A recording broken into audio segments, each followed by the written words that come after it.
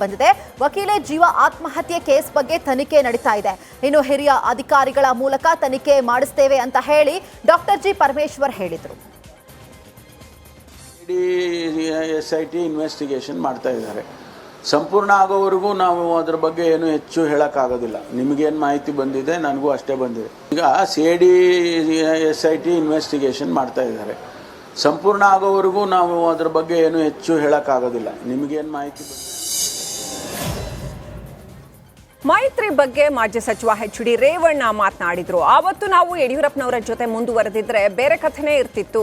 ಮೈತ್ರಿ ವಿಚಾರದಲ್ಲಿ ಆವತ್ತು ನನ್ನಿಂದ ದೇವೇಗೌಡರಿಂದ ತಪ್ಪಾಗಿದ್ದು ಕುಮಾರಸ್ವಾಮಿಯಿಂದಲ್ಲ ಅಂತ ಹೇಳಿದ್ರು. ಯಡಿಯೂರಪ್ಪಗೆ ಅಧಿಕಾರ ಹಸ್ತಾಂತರ ಮಾಡಿದ್ರೆ ಈ ಪರಿಸ್ಥಿತಿ ಬರ್ತಾ ಇರಲಿಲ್ಲ. ಕೋಮುವಾದಿಗಳನ್ನ ದೂರ ಇಡಬೇಕು ಅಂತ ದೇವೇಗೌಡರು ಅವತ್ತು ಕಟ್ಟಿಬಿದ್ರು. ಅದಕ್ಕೆ ಇವತ್ತು ಈ ರೀತಿ ಗೂಸ ಬೀಳಿಸ್ಕೊಳ್ತಾ ಇದ್ದೀವಿ. ನಾನು ಬದುಕಿರೋವರೆಗೂ ಕುಮಾರಸ್ವಾಮಿಯೇ ನಮ್ಮ ನಾಯಕ ಅಂತ ರೇವಣ್ಣ ಹೇಳಿದ್ರು. ಈಗ ಉದಾಹರಣೆಗೆ ಹೇಳೋದಾದ್ರೆ 2004 ಒಂದು ನಾವು ಜೀವನದಲ್ಲಿ ಒಂದು ತಪ್ಪೇನು ಮಾಡಿದ್ದೀವಿ ಅಂದರೆ ಕುಮಾರಸ್ವಾಮಿಯರ ಮೋದಿ ಮಾತು ಕೇಳಿದರೆ ಈ ಪರಿಸ್ಥಿತಿ ಬರ್ತಾ ಇರಲಿಲ್ಲ. ನಾನು ದೇವೇಗೌಡರ ಮಾತು ಕೇಳಲಾಗಿ ಇವತ್ತು ಈ ಪರಿಸ್ಥಿತಿ ಬಂದಿದೆ. ಕುಮಾರನಿಂದ ಮೋದಿ ಮಾತು ಕೇಳಿದರೆ ರಾಜಕೀಯನೇ ಬೇರೆ ಥರ ದಿಕ್ಕಿಗೆ ಹೋಗೋದು. 2 ಸಾರಿ ಒಂದು 2 ನಿಮಿಷ 2004 2008ರಲ್ಲಿ ರಾಜ್ಯದಲ್ಲಿ 50 ವರ್ಷ ಕಾಂಗ್ರೆಸ್ ಇತಿಹಾಸದಲ್ಲಿ 48 ತಾಲೂಕು ಕೇಂದ್ರಗಳಲ್ಲಿ PU ಕಾಲೇಜಿರಲಿಲ್ಲ. HD ದೇವೇಗೌಡರು ರಾಜಕೀಯ ನಿವೃತ್ತಿ ತೆಗೆದುಕೊಳ್ಬೇಕು ಅನ್ನೋ ಯೋಗೇಶ್ವರ ಹೇಳಿಕೆ ವಿಚಾರಕ್ಕೆ ಸಂಬಂಧಿಸಿ JDLP ನಾಯಕ ಸುರೇಶ್ ಬಾಬು ಕಿಡಿಕಾರಿದ್ದಾರೆ. ಸೋಲು ಮತ್ತು ಗೆಲುವನ್ನ ಸಮಾನವಾಗಿ ಸ್ವೀಕರಿಸುವುದು JDS ಮಾತ್ರ. ಮೊಮ್ಮಗ ಸೋತ್ರು ಸದನಕ್ಕೆ ಹಾಜರಾಗೋದಕ್ಕೆ ದೇವೇಗೌಡರು ದೆಹಲಿಗೆ ಹೋಗಿದ್ದಾರೆ. ದೇವೇಗೌಡರ ಬಗ್ಗೆ ಮಾತನಾಡೋದಕ್ಕೆ ಯೋಗೇಶ್ವರ್ ಯಾವ ನೈತಿಕತೆ ಇದೆ ಅಂತ JDLP ನಾಯಕ ಸುರೇಶ್ ಬಾಬು ಆಕ್ರೋಶವನ್ನ ಹೊರಹಾಕಿದ್ದಾರೆ. ಮಾರಿ ಹೋಗುವಂಥ ಶಾಸಕರಲ್ಲ, ಇದೇನೇನು ಮಾರ್ಕೆಟಲ್ಲಿ ಸಿಗ್ತಕ್ಕಂಥ ವಸ್ತು ಅಲ್ಲ. ನಮ್ಮ ಶಾಸಕರು ಭದ್ರವಾಗಿರ್ತಕ್ಕಂಥವರೇ ಇರೋದು. ನಾವು 18 ಜನ ಇದ್ದರೂ ಕೂಡ ನಮ್ಮ ಪ್ರತಿಪಾದಿಸ್ಕೊಂಡು ನಮ್ಮ ಪಕ್ಷವನ್ನು ಎತ್ತಿಡಿತಕ್ಕಂಥ ಕೆಲಸ, ನಮ್ಮ ಪಕ್ಷದ ಸಿದ್ಧಾಂತಗಳನ್ನ ಉಳಿಸ್ಕೊಂಡು ಹೋಗುವಂಥ ಕೆಲಸ ನಾವೆಲ್ಲ ಸೇರಿ ಮಾಡ್ತೇವೆ.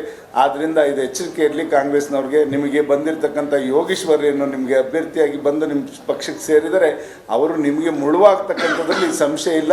ನೀವು ಎಚ್ಚರಿಕೆ. JDS ಜೊತೆ ಮುನಿಸು ವಿಚಾರಕ್ಕೆ ಸಂಬಂಧಪಟ್ಟಂತೆ JDLP ನಾಯಕ ಸುರೇಶ್ ಬಾಬು ರಿಯಾಕ್ಟ್ ಮಾಡಿದ್ದಾರೆ. GT ದೇವೇಗೌಡರು ಹಾಗೂ ಇಬ್ರಾಹಿಂ ಇಬ್ಬರಿಗೂ ಕೂಡ ಬೇಸರ ಇದೆ ಅಂತ ಹೇಳಿದ್ರು. ಅವರು ಈಗಲೂ ನಮ್ಮ ಜೊತೆಯಲ್ಲೇ ಇದ್ದಾರೆ.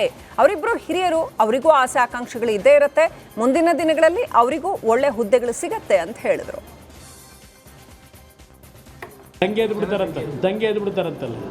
ಅವ್ರಿಗೆ ನಿಮಗೆ ಬಂದಿರತಕ್ಕಂಥ ಯೋಗೇಶ್ವರ್ ಏನು ನಿಮಗೆ ಅಭ್ಯರ್ಥಿಯಾಗಿ ಬಂದು ನಿಮ್ಮ ಪಕ್ಷಕ್ಕೆ ಸೇರಿದರೆ ಅವರು ನಿಮಗೆ ಶಿಗ್ಗಾವಿ ಉಪಚುನಾವಣೆಯಲ್ಲಿ ಬಿಜೆಪಿ ಅಭ್ಯರ್ಥಿ ಸೋಲಿಗೆ ಬಿಜೆಪಿಯವರೇ ಕಾರಣ ಅನ್ನೋ ಮಾತು ಕೇಳಿಬಂದಿತ್ತು. ಇದಕ್ಕೆ ಸಂಬಂಧಪಟ್ಟಂತೆ ಈಗ ಪಕ್ಷ ವಿರೋಧಿ ಚಟುವಟಿಕೆಯಲ್ಲಿ ಭಾಗಿಯಾಗಿದ್ದ ಇಬ್ಬರನ್ನ ಉಚ್ಚಾಟನೆ ಮಾಡಲಾಗಿದೆ. ಶ್ರೀಕಾಂತ್ ದುಂಡೇಗೌಡರ್ ಹಾಗೂ ಸಂಗಮೇಶ ಕಂಬಾಳಿ ಪುಟ್ಟರನ್ನ 6 ವರ್ಷಗಳ ಕಾಲ ಪಕ್ಷದಿಂದ ಅಮಾನತು ಮಾಡಿ ಆದೇಶ ಹೊರಡಿಸಲಾಗಿದೆ. ಬಿಜೆಪಿಯ ಶಿಸ್ತು ಸಮಿತಿ ಅಧ್ಯಕ್ಷ ಲಿಂಗರಾಜ್ ಪಾಟೀಲ್ ಈ ಆದೇಶವನ್ನ ಹೊರಡಿಸಿದ್ದಾರೆ.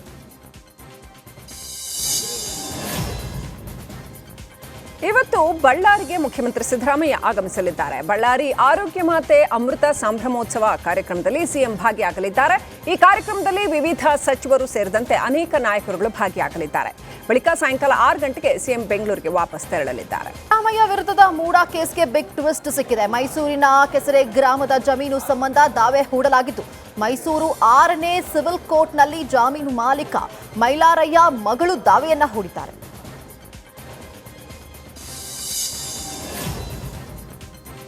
ಬೆಂಗಳೂರಿನಲ್ಲಿ ಐಟಿ ಅಧಿಕಾರಿಗಳು ದಾಳಿ ನಡೆಸಿ ಕೆಲವು ಉದ್ಯಮಿಗಳು ಹಾಗೂ ಬಿಲ್ಡರ್ಗಳಿಗೆ ಚಳಿ ಬಿಡಿಸಿದ್ದಾರೆ. ಬಿಬಿಎಂಪಿ ಅಧಿಕಾರಿ ಮನೆ ಮೇಲೂ ಕೂಡ ದಾಳಿ ನಡೆಸಿ ಪರಿಶೀಲನೆ ನಡೆಸಿದ್ದಾರೆ. ಸತ್ಯಮೂರ್ತಿ ಬಿಬಿಎಂಪಿ ಅಧಿಕಾರಿ ಅವರ ನಿವಾಸದ ಮೇಲೂ ಕೂಡ ದಾಳಿ ನಡೆದಿದೆ. ಇನ್ನು ಕಲ್ಯಾಣಾಧಿಕಾರಿ ಲಲಿತಾ ಅವರ ಮನೆಯಲ್ಲೂ ಕೂಡ ಪರಿಶೀಲನೆ ನಡೆಸಲಾಗಿದೆ. ಪಶ್ಚಿಮ ವಲಯದಲ್ಲಿ ಬಹುಕೋಟಿ ಹಗರಣ ನಡೆದಿದೆ ಎನ್ನಲಾಗಿದೆ. ಕಲ್ಯಾಣ ವಿಭಾಗದಲ್ಲಿ ನಡೆದಿದ್ದಂತಹ ಬಹುಕೋಟಿ ಹಗರಣಕ್ಕೆ ಸಂಬಂಧಪಟ್ಟಂತೆ ಈ ದಾಳಿ ನಡೆದಿದೆ. SP ಶ್ರೀನಾಥ್ ಜೋಶಿ ಮಾರ್ಗದರ್ಶನದಲ್ಲಿ ಈ ರೇಡ್ಸ್ ನಡೆದಿದೆ.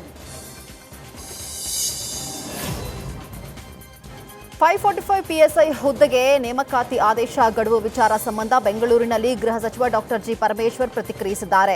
ಸಿಂಧುತ್ವ ಮಾಡಲು ಡಿಸಿಗೆ ಕಳುಹಿಸಿದ್ದಾರೆ. ಸಿಂಧುತ್ವ ಪರಿಶೀಲಿಸಿ ಆರ್ಡರ್ ಕೊಡ್ತಾರೆ ಎಂದರು. ಸಿಂಧುತ್ವ ಪರಿಶೀಲನೆಯಲ್ಲಿ ತಪ್ಪು ಬಂದರೆ ಕ್ಯಾನ್ಸಲ್ ಆಗುತ್ತೆ ಎಂದು ಗೃಹ ಸಚಿವ ಡಾಕ್ಟರ್ ಜಿ ಪರಮೇಶ್ವರ್ ಹೇಳಿದರು.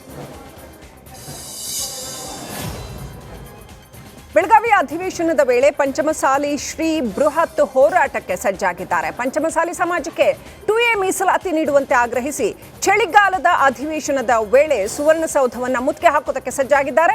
ಇತ್ತ ಪಂಚಮಸಾಲಿ ಹೋರಾಟ ನಡೆಸದಂತೆ ಸ್ವಾಮೀಜಿ ಮನವೊಲಿಕೆಗೆ ಸರ್ಕಾರ ಕಸರತ್ತು ನಡೆಸ್ತಾ ಇದೆ. ಪಂಚಮಸಾಲಿ ಪೀಠದ ಜಗದ್ಗುರು ಬಸವ ಜಯಮೃತ್ಯುಂಜಯ ಶ್ರೀ ಮನವೊಲಿಕೆಗೆ ಕಸರತ್ತು ನಡೆಸಲಾಗ್ತಾ ಇದೆ. ಪಂಚಮಸಾಲಿ ಸಮಾಜದ ಸಚಿವರು ಕಾಂಗ್ರೆಸ್ ಶಾಸಕರ ಮೂಲಕ ಸ್ವಾಮೀಜಿ ಮನವೊಲಿಕೆಗೆ ಯತ್ನಿಸಲಾಗ್ತಾ ಇದೆ.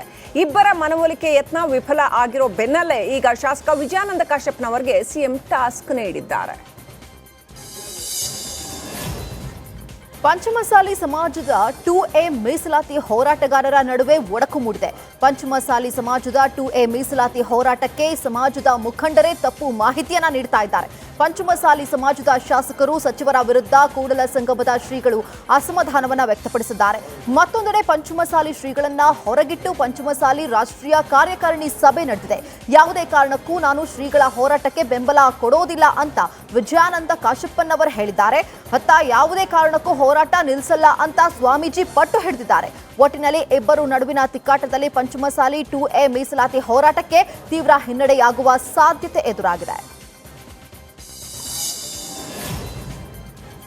ಪಂಚಮಸಾಲಿ ಮೀಸಲಾತಿ ಹೋರಾಟದಲ್ಲಿ ಭಿನ್ನಾಭಿಪ್ರಾಯ ವಿಚಾರ ಸಂಬಂಧ ವಿಜಯಪುರದಲ್ಲಿ ಸಚಿವೆ ಲಕ್ಷ್ಮೀ ಹೆಬ್ಬಾಳ್ಕರ್ ಪ್ರತಿಕ್ರಿಯೆ ಕೊಟ್ಟಿದ್ದಾರೆ. ಪರೋಕ್ಷವಾಗಿ ಕೂಡಲ ಸಂಗಮ ಶ್ರೀಗಳ ವಿರುದ್ಧ ಲಕ್ಷ್ಮೀ ಹೆಬ್ಬಾಳ್ಕರ್ ಅಸಮಾಧಾನ ವ್ಯಕ್ತಪಡಿಸಿದ್ರು. ನಾವು ಸರ್ಕಾರದಲ್ಲಿ ಇದ್ರೂ ಸಹ ಹೋರಾಟದಲ್ಲಿ ಭಾಗಿಯಾಗಿದ್ವಿ, ಆದರೆ ಸ್ವಾಮೀಜಿಗಳು ಸರ್ಕಾರಕ್ಕೆ ಮುಜುಗರವಾಗುವಂತೆ ಹೋರಾಟ ಮಾಡಬಾರದು ಅಂತ ಮನವಿ ಮಾಡಿದ್ದಾರೆ. ಮಂಡ್ಯದಲ್ಲಿ ಮಾಜಿ ಸಚಿವ ಸಿಎಚ್ ಪುಟ್ಟರಾಜು ಸುದ್ದಿಗೋಷ್ಠಿ ನಡೆಸಿ ಸಿಪಿ ಯೋಗೇಶ್ವರ್ ವಿರುದ್ಧ ವಾಗ್ದಾಳಿಯನ್ನು ನಡೆಸಿದ್ರು. ಚನ್ನಪಟ್ಟಣದ ಉಪಚುನಾವಣೆಯಲ್ಲಿ ಕಾಂಗ್ರೆಸ್ ಅಭ್ಯರ್ಥಿ ಗೆದ್ದಿದ್ದಾರೆ. ಜನರು ನೀಡಿದ ತೀರ್ಪಿಗೆ ನಾವು ಬದ್ಧವಿದ್ದೇವೆ. ಆದರೆ ಯೋಗೇಶ್ವರ್ ಅವರು ಗೆಲುವಿನ ಮದದಲ್ಲಿ ದೇವೇಗೌಡರನ್ನ ಮನೆಯಲ್ಲೇ ಇರಿ ಎಂದಿದ್ದಾರೆ. ಕುಮಾರಣ್ಣರನ್ನ ರಣ ಹೇಳಿ ಎಂದಿದ್ದಾರೆ. ಈ ಮಾತು ಅವರಿಗೆ ಗೌರವ ತಂದು ಕೊಡುತ್ತಾ ಅಂತ ಆಕ್ರೋಶವನ್ನ ಮಾತನಾಡಿದ್ರು. ಇಂದಿರಾ ಗಾಂಧಿ, ವಾಜಪೇಯಿ, ದೇವೇಗೌಡರು ರಾಜಕೀಯ ಕಾಲಚಕ್ರದಲ್ಲಿ ಸೋಲು ಗೆಲುವು ಎರಡನ್ನೂ ಕಂಡಿದ್ದಾರೆ. ಈ ಯೋಗೇಶ್ವರ್ ಕೂಡ ಈ ಸೋಲಿಗೆ ಹೊರತಲ್ಲ. ಯೋಗೇಶ್ವರ್ ಎಷ್ಟು ಸಾರಿ ಧಮಕಿ ಹೊಡೆದಿದ್ದಾರೆ ಅನ್ನೋದನ್ನ ಕಾರ್ಮಿಕ ಇಲಾಖೆಯ ಹಗರಣವನ್ನ ಸರ್ಕಾರ ಮರೆತು ಬಿಡ್ತಾ ಅನ್ನೋ ಪ್ರಶ್ನೆ ಎದುರಾಗ್ತಾ ಇದೆ. ಬಿಜೆಪಿ ಅವಧಿಯಲ್ಲಿ ನಡೆದ ಹಗರಣ ಇದು. ಆಗ ಕಾರ್ಮಿಕ ಸಚಿವರಾಗಿದ್ದ ಹೆಬ್ಬಾರ್ ಮೇಲೆ ಆರೋಪ ಕೇಳಿ ಬಂದಿತ್ತು. ಇದರ ಬಗ್ಗೆ ಪ್ರಿಯಾಂಕ್ ಖರ್ಗೆ ಅವರು ಸುದೀರ್ಘ ಸುದ್ದಿಗೋಷ್ಠಿಯನ್ನ ನಡೆಸಿ ಹಗರಣದ ಬಗ್ಗೆ ಮಾಹಿತಿಯನ್ನ ನೀಡಿದ್ರು. ಈಗ ಈ ಹಗರಣದ ಬಗ್ಗೆ ಸಚಿವ ಸಂತೋಷ್ ಲಾಡ್ಗೆ ಗೊತ್ತೇ ಇಲ್ವಂತೆ. ಕಾರ್ಮಿಕ ಕಿಟ್ ಹಾಗೂ ಕಾರ್ಮಿಕರ ಮಕ್ಕಳಿಗಾಗಿ ಕೊಡುವ ಶಾಲಾ ಕಿಟ್ ಖರೀದಿಯಲ್ಲಿ ಹಗರಣ ನಡೆದಿದೆ